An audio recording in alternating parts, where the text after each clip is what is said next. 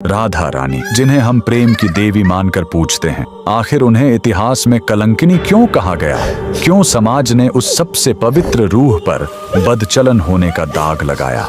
आज वृंदावन के उस सबसे बड़े अपमान की कहानी सुनिए, जहां राधा के चरित्र को बचाने के लिए स्वयं श्री कृष्ण को अपनी जान दांव पर लगानी पड़ी। वृंदावन की गलियों में एक नाम जहर की तरह फैलाया जा रहा था, कलंकिनी राधा। जटिला कुटिला और गांव की औरतें ताने कसती थी कि राधा विवाहित होकर भी आधी रात को कृष्ण से मिलने क्यों जाती है। समाज के उन तीखे बाणों ने राधा के अस्तित्व को लहूलुहान कर दिया था। लोग कहते थे कि राधा का प्रेम अपवित्र है। तब अपनी ह्लादिनी शक्ति के इस अपमान को रोकने के लिए कृष्ण ने एक ऐसी लीला रची जिसने सबको सुन्न कर दिया। अचानक कृष्ण बीमार पड़ गए, उनका शरीर पीला पड़ने लगा और साक्षात यमराज का साया मंडराने लगा। माँ यशोदा ने हजारों वैद्य बुलाए पर दवा बेअसर। तभी कृष्ण के ही वेश में एक तेजस्वी साधु प्रकट हुआ और उसने एक खौफनाक शर्त रखी। कृष्ण तभी बचेंगे जब इस नगर की सबसे पतिव्रता और शुद्ध स्त्री यमुना से जल लाकर उन्हें पिलाए। पर एक शर्त और थी, वो घड़ा मिट्टी का नहीं बल्कि छलनी जैसा होना चाहिए जिसमें से पानी न गिरे। एक एक कर वो तमाम स्त्रियां आगे आईं